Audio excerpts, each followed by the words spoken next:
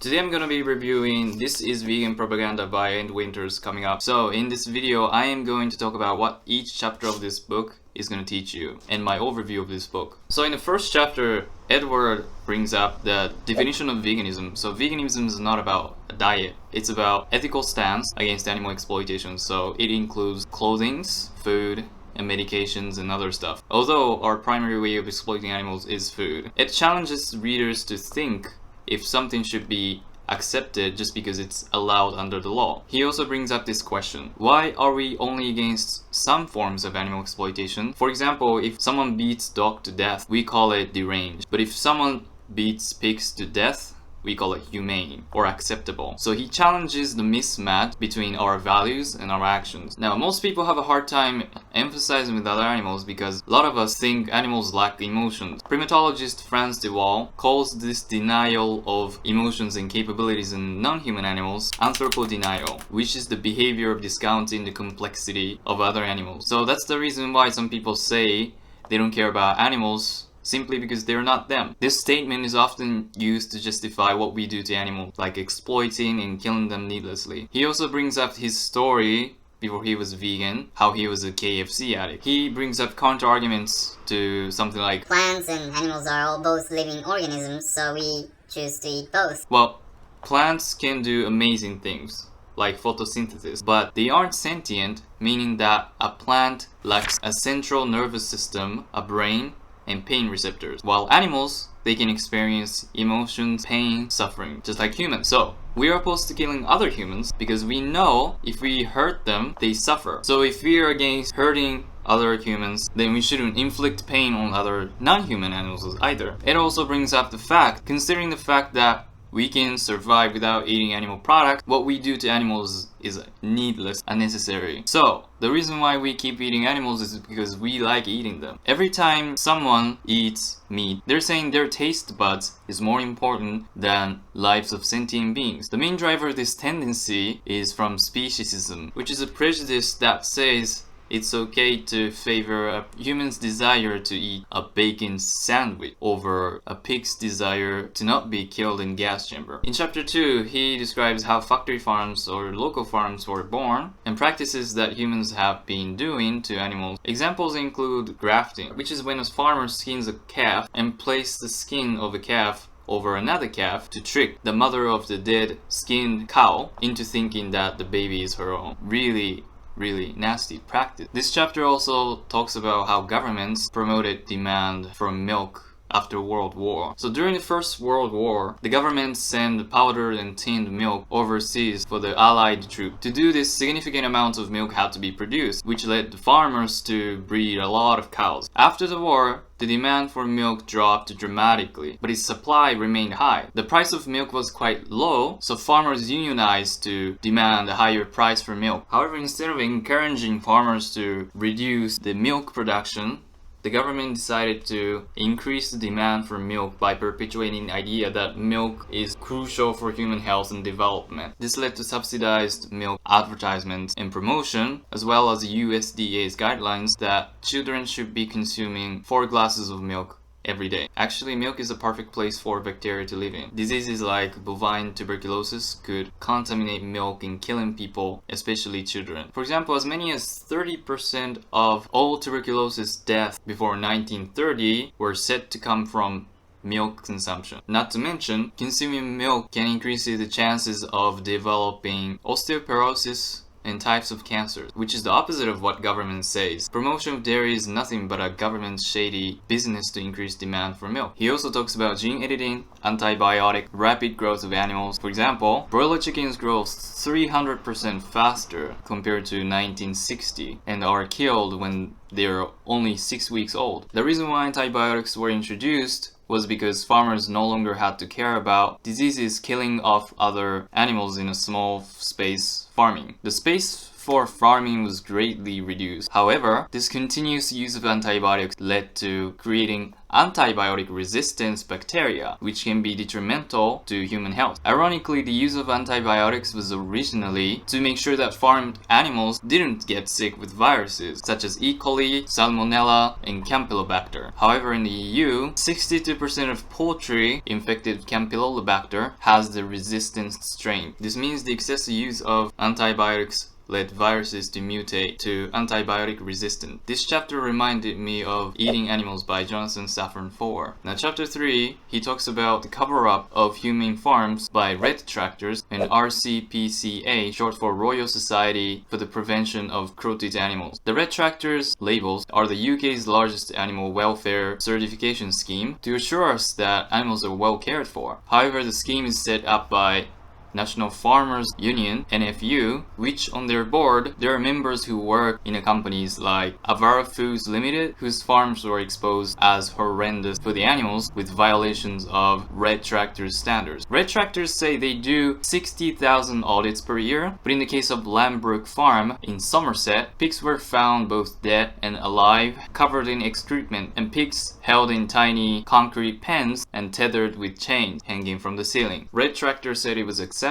This can mean either the farm cleaned up its act for the expected inspection, or Red Tractor turned a blind eye to the horrendous practice. Red Tractor pretended not to see the act. Either way, it is a question whether or not the animal welfare scheme is legitimate. Unfortunately, breaches of animal welfare standards are not uncommon. According to an investigation by the Bureau of Investigative Journalism, there were more than 9,500 animal welfare breaches in the UK between July 2014 and June 2016 alone. These breaches include boiling chickens alive, pigs being submerged alive in tanks of scalding hot water, and animals not being stunned properly before slaughter. We've been told that animals have been treated humanely, and we automatically assume that more practices are rare, but unfortunately animal abuse is systemic and legally condoned. Now this reminded me of Cowspiracy and Seaspiracy, where organizations are not trying to ensure animal welfare, but rather courting public opinion since they run by funds from the majority of people. Companies are humane washing people, meaning that they let people believe that animals are treated humanely, when in reality, they clearly aren't. This is similar to where companies greenwash people and make products appear environmentally friendly. In reality, they're not. This chapter also teaches you FSA's standard practice, how dairy industry treat cows, how NPA, short for National Pig Association, and farms treat pigs, and how factory farms treat chickens, fish, sheep, and so on, as well as awful work environment for farmers. If you want to learn about how animal agriculture treats animals, including human workers, this is the perfect chapter for you. This chapter was hard to read through because although those practices are most awful way to treat animals possible, these are accepted and seen as humane, which really broke my heart. This chapter was really depressing. Chapter 4 is about environment, starting off with how much land is used for animal agriculture and how inefficient it is. For example, according to Harvard Law School report, 40% of entire land mass in UK is used for animal agriculture. Another example is that in the USA, beef production uses around half of agricultural land but provides only 3% of the national total caloric intake. Land used to grow to directly feed humans only consists of 4% of the entire US landmass. It's crazy, right? On a global scale, according to the study at University of Oxford, even though meat and dairy take up 83% of global agricultural land, they only provide 18% of global calories and only 37% of global protein consumption. This suggests that animal agriculture is very inefficient and incompetent. One positive note, however, the University of Oxford researchers discovered that if the world shifted to a plant-based diet, we could feed every mouse on this planet and reduce global farmland by more than 70%. Now, if you still think animal farming is sustainable, think again. This chapter also describes how animal agriculture contributes to global warming more than all the transportation combined. He also brings up the counter-argument to farm animals will go extinct if we didn't kill them? Well, the only reason why farm animals exist is because we constantly breed them for our taste bud or profit. Also, they are selectively bred so that they rely on humans for survival. So it is not even natural to breed them in the first place if they can't survive without us. Also, it would be irrational to care about species extinction while our current food system is the biggest driver of species extinction. This chapter also describes how harmful animal agriculture is compared to plant-based diet, including things like soil erosion, eutrophication, and algae blooming. This chapter also brings up trolling, bycatching, and how harmful it is to the marine life and environment. Now, chapter 5 is about diseases. So this chapter starts off by saying 70% of infectious diseases come from animal agriculture, which is crazy. This chapter also describes H5N1 and 1918 pandemic. So I'm gonna just describe what H5N1 is. In Hong Kong, 1997, thousands of chickens started dying. This turned out to be H5N1 flu, which is avian influenza. And leading scientists called for cull of all chickens in the entire Hong Kong area. Horrendous methods were employed, including burning chickens alive and burying them alive. However, this didn't stop the virus. The virus kept mutating and spreading in the Middle East, Africa, and Europe. To date, H5N1 influenza infected 861 people and killed 450 people, meaning that it has a fatality rate of around 60%. Although it has not yet acquired the necessary mutation to make human-to-human infection possible, it is a matter of time before it does. So every time there's a spillover like this, we're putting our lives in danger. There's a risk that the virus mutates to spread infectious diseases. If the H5N1 could have a pandemic potential, it would not be as high as 60% fatality rate, but modest estimate predicted to be somewhere between 14 and 33% fatality rate, making it between 5.5 and 13 times worse than the 1918 pandemic, which was the most severe pandemic in recorded history. This chapter also describes how the future pandemic can be deadlier than the worst pandemic ever in 1918. Also describes malaria, Ebola, and BSE. Number 6, chapter 6 is all about diet. So people are not properly educated about diet, he goes on saying. So for example, we are all taught to get calcium from milk, protein from meat, omega-3 acid from fish by the media primarily. We are made to believe that consuming these food would save us from becoming nutrient deficient, which is sadly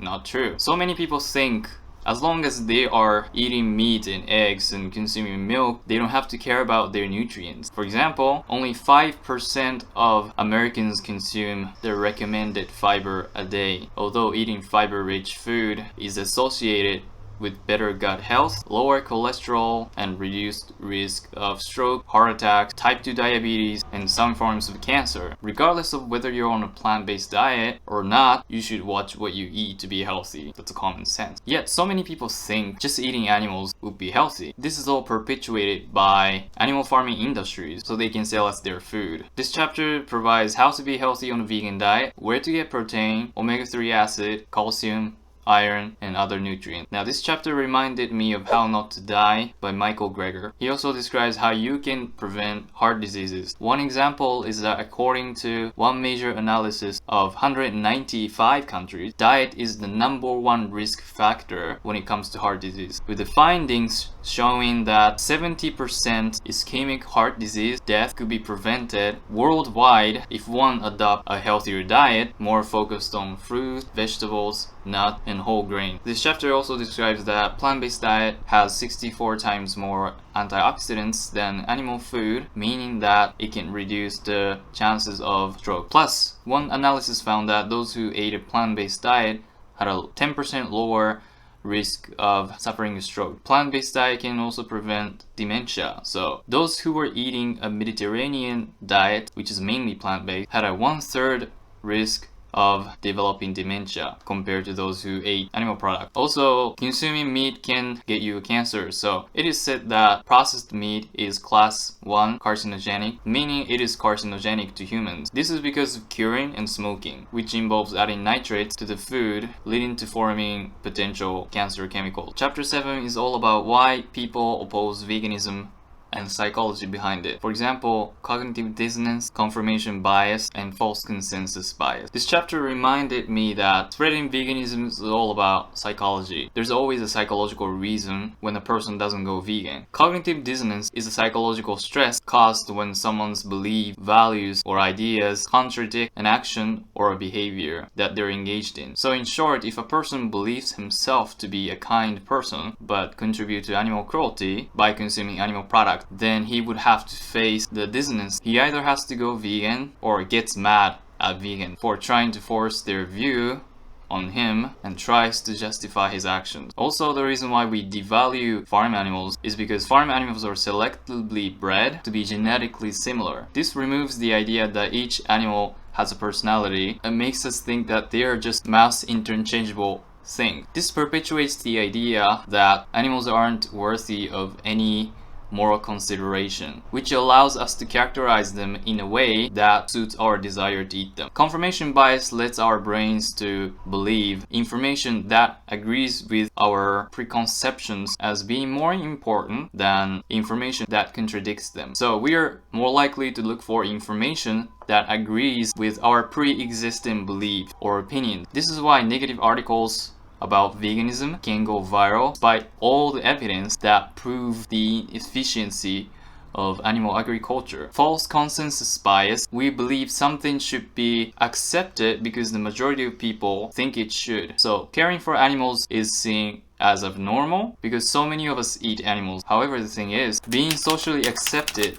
doesn't mean it should be accepted or justified. For example, women didn't have the right to vote simply because the majority of us didn't believe that they should be able to vote. The reason why false consensus bias happens is because we have always been social animals who rely on the safety of being part of the community or tribe. Following the crowd is always comfortable, and being ostracized means decreased survival chances. And chapter 8 is all about how media control people to believe that veganism is such a bad idea. For example, there is a farmer named Alison Wolf claiming that she received a death threat from militant vegans. This caused the huge outcry and national press coverage declaring that farmers living in fear of vegans. Wolf, however, Alison later stated that she didn't receive a death threat, but it had no effect on diminishing the narrative of frightened farmers living in fear of vegans. The media also falsely claim that young women go vegan to disguise their orthorexia and other eating disorders. This further combines with report about veganism being unhealthy by sharing that a vegan woman died climbing on Everest just because she was vegan, even though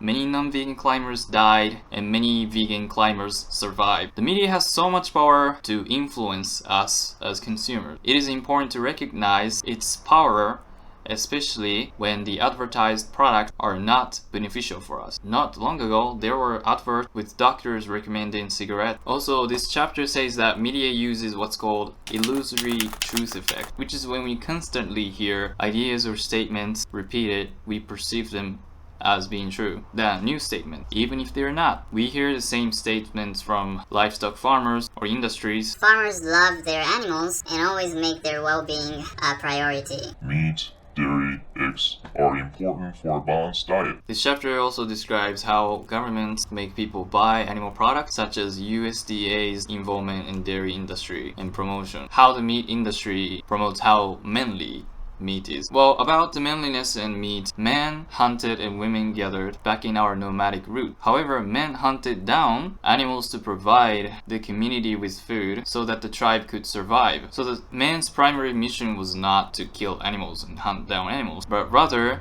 to ensure the community's survival. As meat consumption is killing and harming our environments and our communities, what should be considered as manly would be to stop eating meat to reduce the negative impact on this planet, this community, which was the original purpose, manliness, back in our nomadic time. Now, finally, the chapter 9 was all about Ed's story with his family around vegan topics. So he goes on explaining why it's hard to talk about veganism with your family members. Since we know what happens to animals at slaughterhouses, it is challenging to witness people, especially those who we love, inflicting pain on others. However, if we are vocal about it around them, we get labels like extreme or militant or abnormal? Well, another choice is to just smile through an image of a cow having their throat cut and just observe our loved ones bite into beef burgers. He describes the psychology behind people opposing to veganism, which was really similar to cognitive dissonance back in a couple of chapters ago. One example is meat paradox, which is the juxtaposition of one's value with one's actions when it comes to animal product. If a meat eater is questioned by their morality, they feel discomfort and guilt, so they try to diminish it by eating animal products. So anti-vegans are the ones who feel guilty when their morality is questioned, therefore attack vegans to minimize that guilt. This form of rationalization helps us understand why people around us react so aggressively or in a certain way when we go vegan. So he provides ways to talk to non-vegans. First one is to get educated. So non-vegans might wonder where vegans get protein from. By reading this book or other nutrition books, you can be confident to talk about it. Number two is to ask questions. So rather than forcing our views, ask them what they think. For example, whether animals deserve the rights to live. By asking for their answers rather than forcing our views, they feel more comfortable and feel less judged. Number three is to listen. Great way to listen is to show the other person that you're listening by repeating what they say. For example, if someone says meat is too good, then you can say, yeah, meat is good. I used to eat meat all the time. But do you think taste has higher value than a sentient life? Number four, watch your body language. So when a person is stubborn, it is easy to lose patience and get irritated. So when you do, watch your body and see if you're pointing an index finger at the other person. You might want to refrain from doing that because that is a really rude gesture when talking to a person. Number five is being empathetic. Try to understand why people act in a certain way. Maybe their cultural background, their environment, their family background. Well, try to understand them because everyone's different. Now, Afterword, which is the last chapter, he talks about his experience with animals and possible solutions for a better future. So possible solutions include successful example of Costa Rica. They succeeded in restoring nature because the government stopped subsidizing toxic cattle farming and invested in nature preservation. So this book provides other solutions. If you're curious about it, get the book. So this book provides multifaceted information from a truthful, knowledgeable source. You can learn about animal ethics, environmental issues, health issues, as well as possible solutions to these problems. This book has helped me gain my knowledge about veganism, and I'm sure it's useful when I talk about veganism with people. Now, the most favorite part of this book was his experience with his parents in, I believe, chapter 9. I struggled when my parents kept consuming animal products. They kept contributing to something that I was against, so that was painful. But by hearing his story, I realized that I wasn't alone who was suffering from this problem. His story was very powerful, and now I am more comfortable being around them because I know that I'm not the only one who has to endure the discomfort of being in a non-vegan family. I say this book was one of the best books I've ever read on veganism. Everyone should read this book whether you're not vegan or not. I really hope there's a Japanese translated version so Japanese readers can read this book too. And thank you so much for speaking with me until the end. For those of you who don't know, I have written a self-help book for vegans, which provides you with proven scientific ways to cope with stress that are unique to vegans. So living in the non-vegan world doesn't have to be hard. This book teaches you a lot of techniques that are completely doable and free. The price of the book is usually $15, but for this month, I'm dropping the price to $12, which is 20% off. The link is in the description below, so get yours today before the price goes up again. I also want to thank all my patrons for supporting me. If you don't know what Patreon is a platform where subscribers gain exclusive content from the creator. My Patreon is all about being mentally stronger and forming connection with other vegans. So if you're interested, the link is in the description below. So join us now. Thank you so much for watching, and I'll see you in the next one. Until next time.